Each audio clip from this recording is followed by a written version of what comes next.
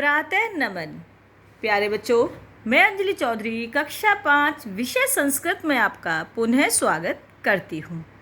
बच्चों, आज हम पाठ 6 का अध्ययन करेंगे। क्या कहते हैं संस्कृत में पाठ 6 को? षष्ठः पाठः। जब आप क्लास 6 में आ जाएंगे तो आपको यहाँ लिखा हुआ मिलेगा। क्या नाम है हमारे पाठ का? धातु क्रियापद परिचय है, यानी धातु के विषय में और क्रिया के विषय में हम इस पाठ में पढ़ेंगे व समझेंगे। चलिए शुरू करते हैं। जिन शब्दों से किसी कार्य के करने या होने का बोध हो मतलब बच्चों पता चले, उन्हें क्रिया कहते हैं। जैसे बोलना, पढ़ना, सोना आदि। यहाँ पर बच्चों 3 दिए हुए हैं। 3 ही नहीं, कभी आप सोचे कि 3 ही क्रिया शब्द हैं क्या? नहीं, जितने भी शब्दों से कार्य के करने या होने का बोध होता है या पता चलता है वे सभी क्रिया कहलाते हैं। जितने भी कार्य करने वाले शब्द होते हैं, जैसे बोलना, पढ़ना, सोना, खाना, पीना, उठना, जागना, चलना, घूमना, कोई भी शब्द आदि, इन क्रियाओं का ज्ञान कराने वाले शब्दों को संस्कृत में धातु कहा जाता है। किसको बच्चों? क्रियाओं का ज्ञान कराने वाले शब्दों को संस्कृत में क्या कहते हैं? धातु। क्या बोलते हैं? धातु कहा जाता है। इनके विभिन्न प्रयोगों को धातु रूप कहा जाता है। किसको कहा जाता है धातु रूप? विभिन्न प्रयोगों को, यानी कहाँ पर किस तरीके से प्रयोग हो रहा है। जैसे धाव, क्या है ये? धातु रूप है। दौड़ना, क्या मतलब होता है धाव का? दौड़ना, यानी एक शब्द हो गया, धातु रूप बन गया इसका, धाव का। दौड़ना शब्द हो गया।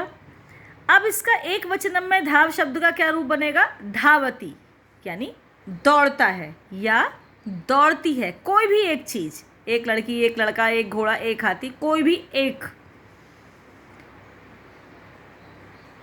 इसका एक वचन रूप है, क्या है? धावती। धावतः, आपने यहाँ देखा धावती पर यहाँ पर ई की मात्रा लगी हुई है, धावता पर यहाँ पर 2 विसर्ग लगे हुए हैं। धावतः यानी 2 दौड़ते हैं, कोई भी 2 चीज। द्विवचन रूप है किसका? धाव धातु का। एक वचनम में धावती और द्विवचनम में धावतः। और बहुवचनम में क्या बनेगा बच्चों? धावंती। ये धावंती रूप कौन सा है? बहुवचन में, जिसमें सब दौड़ते हैं। आपने यहाँ देखा धातु रूप धाव, दौड़ना।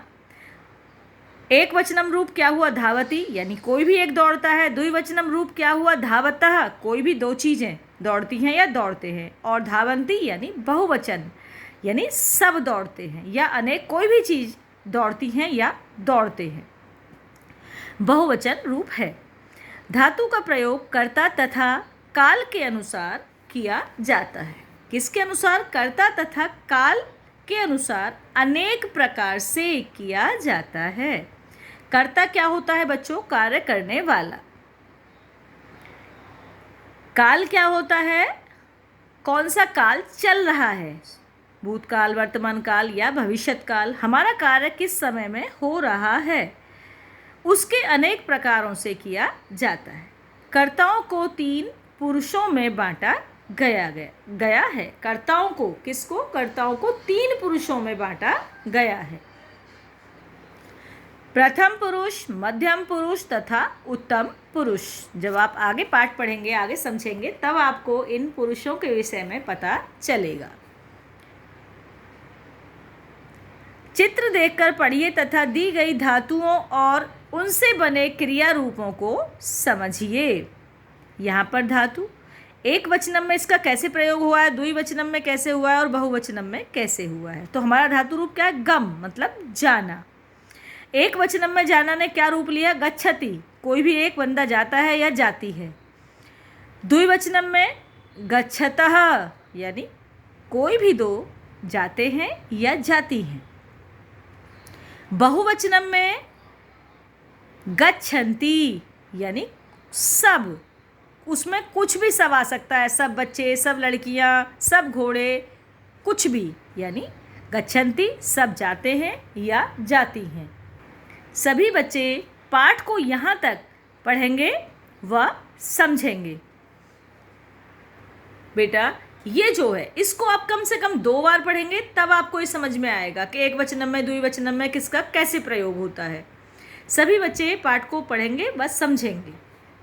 इससे आगे का कार्य बच्चों हम इससे अगली वीडियो में कराएंगे। धन्यवाद।